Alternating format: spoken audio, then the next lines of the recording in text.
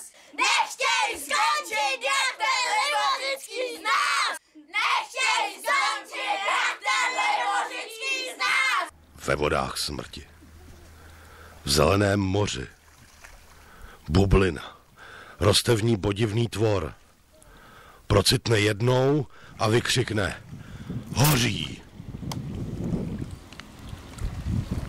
Já na tebe vytasím své Elkase Immunitas. Já na tebe použiju 2 omegamastné kyseliny. Budeš zničen jako štoudev. Jeden!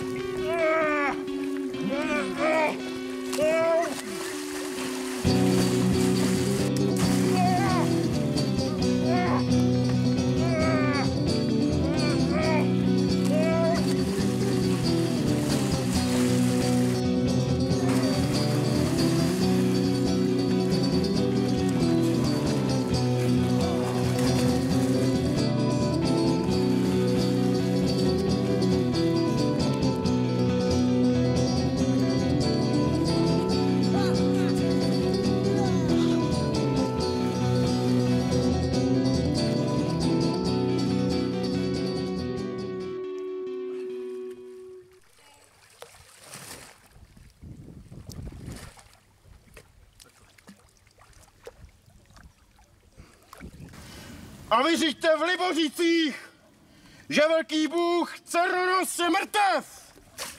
Tak skončil ten Libozický. Pupava, pupava, pupava, pupava, pupava. Vamba.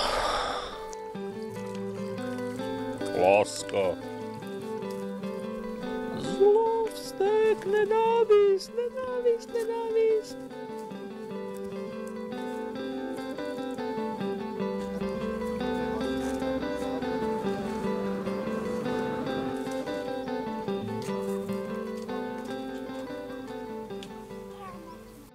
Pasti, jsem mrakočku, je v nich jenom karta. Myslím, že mám řešení. Myslí, že má řešení. Myslí, že má řešení.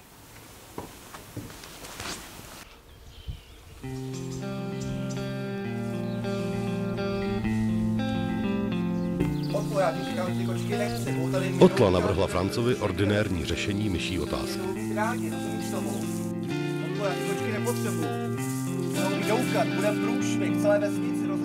Ale tady na vesnici ty si můžeš dělat přece co chceš. Ježišmarja, utíkej, to bude drahá šmanda.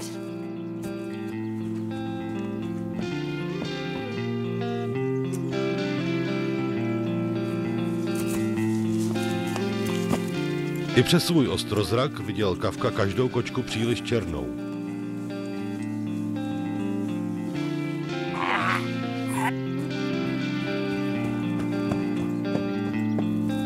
Pošáhanej práce.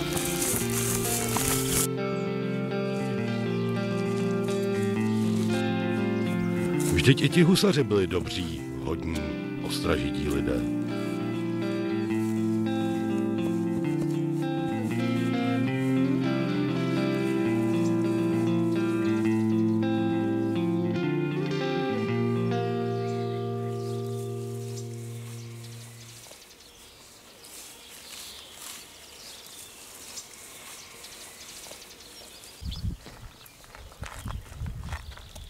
Tak tady v tom baráku, Režo, to je snad jediný místo, kde Kafka podle všeho vůbec nikdy nebyl.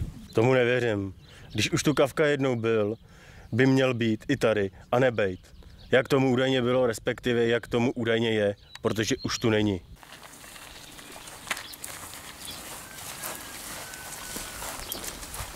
Režo, já si to zhruba odtaď asi nasoukám do bedny, jo?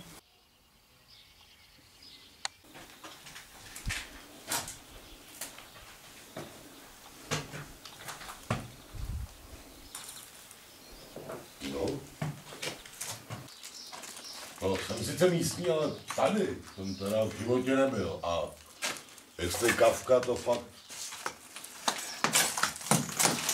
No.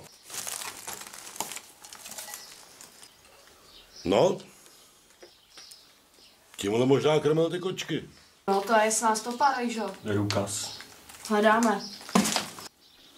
Hele, nechodil Kafka s nějakou Nelly? Nebo s Janou. Spí se Simonou. A co Ivona? A co Amina? Anina. Amina. Anina.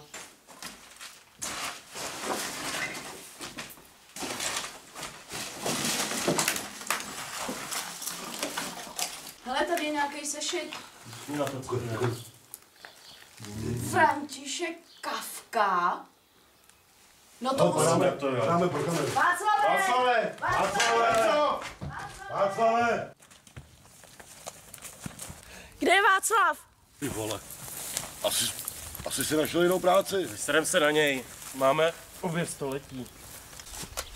Máme vybitý baterky. No, Snad ne. nález století. Co to točíš? Dej to sem.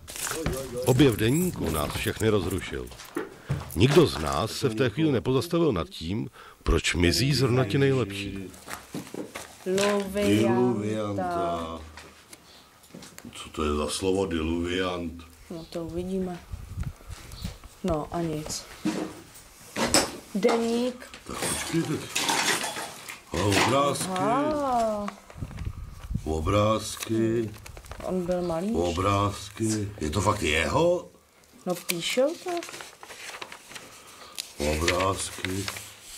Hele. Můj. Hostitel, sedlák, Franz Makuš, prototyp Dobrmana. To asi To je myslel on dobrýho asi. člověka. Hele, a Prejda. Já jo? No. A co píše? Budu psát v češtině. Je to taková lingvistická kuriosita. Hned první den v Sizemi. To asi myslí v Syřemi, ne? No, tak ta čeština úplně moc nešla, no. Aha. Jsem potkal se zeměměřičem. Rozšířit pohlavní lásku na vše. A jde to. Jdeme na světlo. Vem to opatrně. Řidič, kameraman. Kdo bude teď na řadě? Ano, vždycky ti nejlepší. Rejžo, ten Kafka je nějaký nepolapitelný, co? Ti povím. Tady to není jednoduchá obec. Jsme zjistili. Amba. Pupava. Pupava.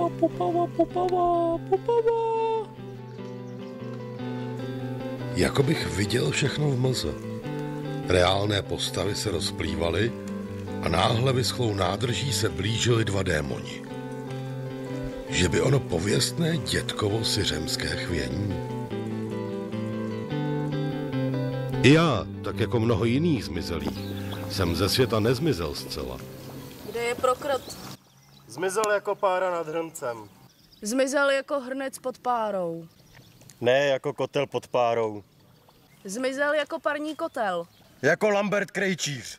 Takže štvali ho tu myši, nakonec... Nejdřív ho štvali myši, pak ho štvala kočka a pak ho asi štvalo všechno kolem dokola, tak jel zpátky do Prahy. No právě, on se tam píše i o klavíru, že někdo tady hrál na klavír. No, tak údajně v protějším domě nějaký bohatší sedlák nechal učit dceru na klavír, a když se člověk učí na klavír, tak to jako pro okolí není nic příjemného. Jo. Bylo to dlouho očekávané, ale přesto z ničeho nic se v Kafkově syřemském azylu objevil Max Brod. Jsem rád i nerad, že jsi mě navštívil. Doba je zlá. Přátelství nepřeje Franci. Ty tvoje pasti byly tak pastí leda pro mě. Franci, ty ale nejsi můj první úlovek. To víš, je válka. Franci, všimnul jsem si. Já jsem tu jak v kárném táboře. Tak si představ, že je to třeba zámek, Franci. Nechci být špatný prorok, ale ty se svou epigonskou, holubičí až devotní povahou z prvky defétismu by se tady tak maximálně utopil. Franci, ty špatně skončíš. Podej mi ruku na rozloučenou a už raději běž.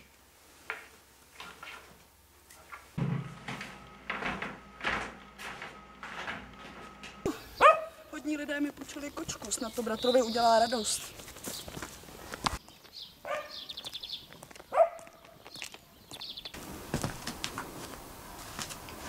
Tyhle kočky smrdí myšinou už od návsi. Tyhle, ty spíš ty myši přitáhnou. Přitáhnou, ale pak zabijí. Ale kdy? Kdy vám psát? Všechno mi sežerou. Už jenom tou trubku tady můžu psát. Ty a to tvoje psaní. Kvůli tomu jsem tady, sestro.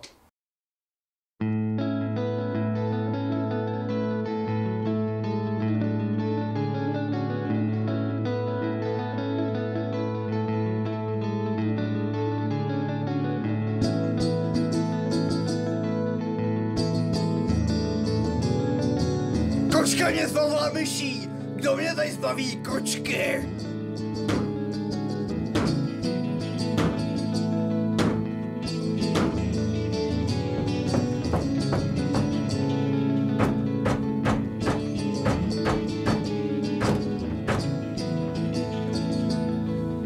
Obludný myšáček?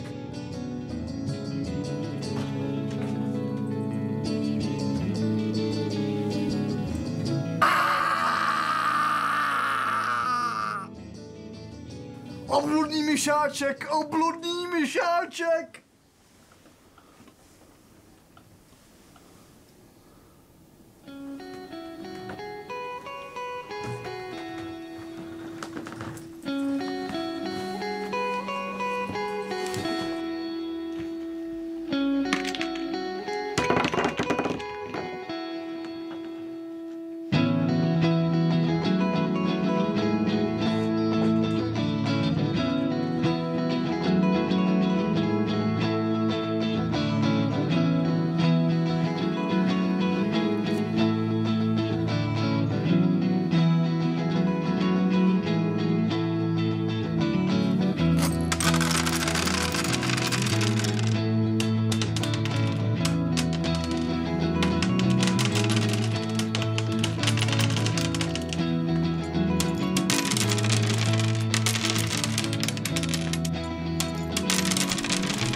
Stávejte vojáci kočičích střev.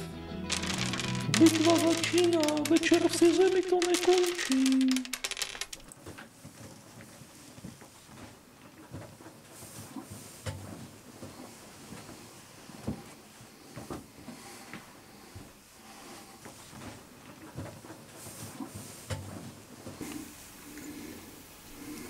Kdo mě zbaví myšáčka?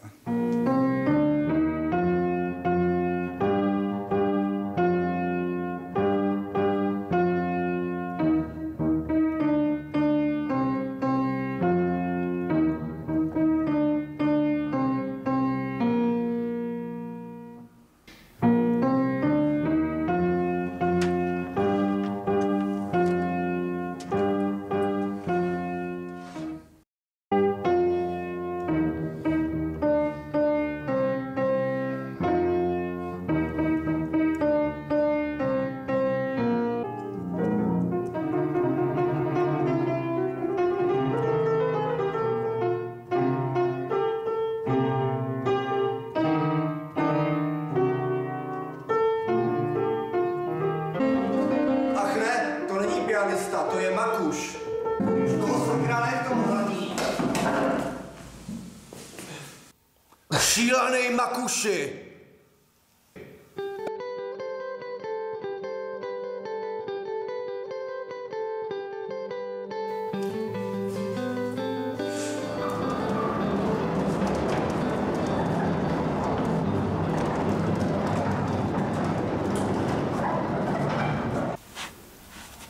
Slyšíš to vytí? Blíží se k nám sousedovic pes? Jaký pes pro boha? Já radši půjdu. Ale není to ten sousedovic Prejda? Ta melodie mi snad zní hlavě pořád.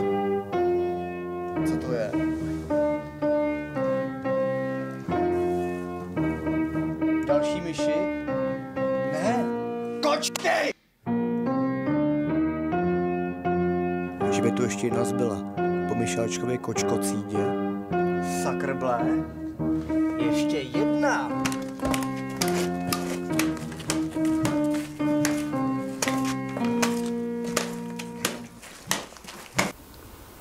Tady už chybí jen ten pes. Kočka leze dírou, prejda oknem, nebude-li trčet, nezmokne,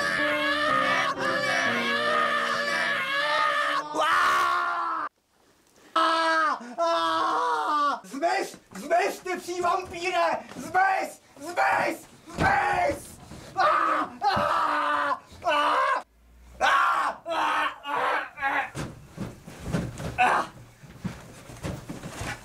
Nežij tady, to radši pryč! Fotr, No. už mám po službě? Jo. Tak jedu trochu protáhnout to sladký dřevo, Fotr. Jo. Jo? Tak běž. Už mám po službě to. Hele, Fotr, můžete se tím dívat tady na telku, jo? Jo. Běž. Dobrý den. Dobrý. Do Sázavu jedu, provětrat sladký dřevo. Trochu tam provětrám, kytaru, bude dobře. Dobrý. Gabi, ty tam radši zůstaň. Jsou tady nějaký divný. To byl můj syn. U policie má volno, jel na čundr. Tento z naší rodiny dotáhl nejdál, to víte. Na co to koukáte? Ale to já rád se na to koukám. Ale dneska je to záhul, to byste nevěřil. Tady jsou ještě ty fotky, to jsem vám slíbil. Bezva, tak já to hodím na plazmu. Tady máte ještě z vašeho důchodu. To je prýma, to by mi chybělo. Našli jsme v jednom stavení Kafkovo zápisky, deník. Je tam vyobrazen i váš otec. No to jste našli. Deník, náš deník, co jsme si s Kafkou spolu psali. No to je úžasný. Píše se tam zmínka o psu Peyrejdovi. Prejda, to byl můj pes. A tady měl po něm zbyly nějaký kosti. A já si myslím, že ta židovská svině ho otrávila. A prosím vás, pátrejte, vypátráte-li něco. Děkuju. Tak co, Jiho, bude se dneska ještě točit? Ale sedni si radši tady pánovi, aby se něco přiučil a dívej se na televizi s ním. Zdravíčko.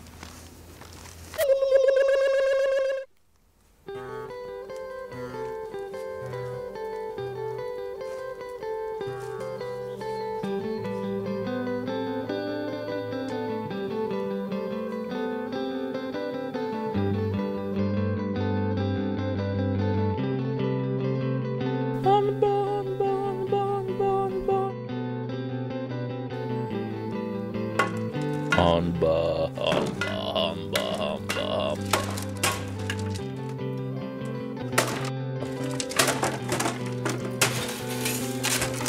Zlo, stek, nenávist.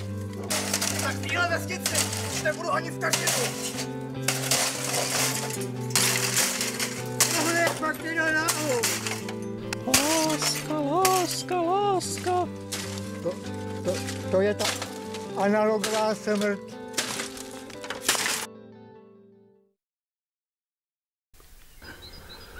Chudák starý Makuš vzpomíná na své dětství v trojúhelníku Kafka, Prejda, Dům lásky a neví, byla-li to pravda, čili nic.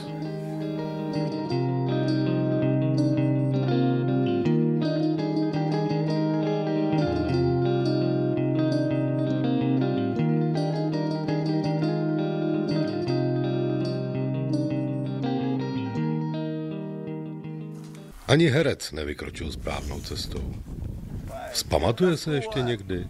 To je Kafkové stehno, Koule, bylo dva čuráka se srlí, vole. Jako tak uděláme, udělám úplně hotový, vole.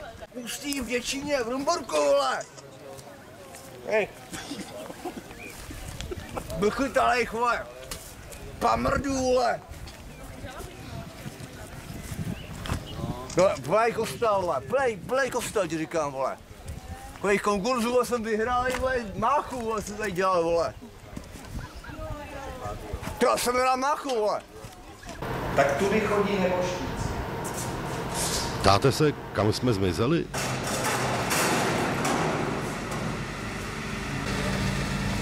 Po Moravákovi s Bourákem ani vidu, ani sled.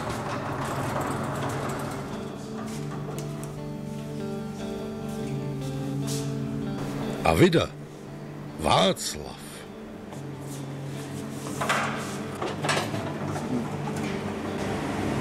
Koukám, že mu nějak smavly vlasy. To je biologická zvláštnost. Máme tu nějak moc mrtvol v té ordinaci v Černé zahradě. A tohle, nejsem to snad já? Takovýhle vousiska mohl mít i neboštík doktor Čížek, kdyby se toho dožil. A neumřel. Někdo zvoní.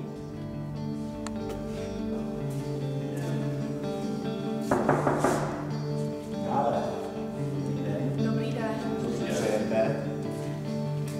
Vy jste Mudr Břutký, vyhlášený soudní patolog. Pro vás, slečno, vždycky půstka.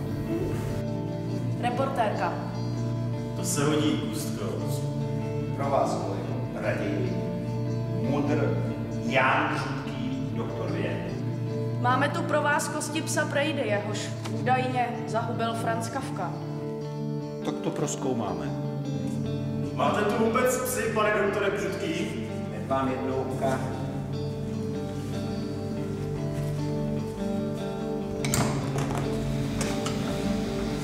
To je Josífek.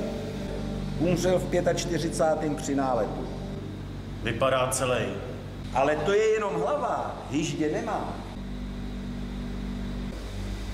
Ale stejně vypadá celý. To vy zatím taky slečno.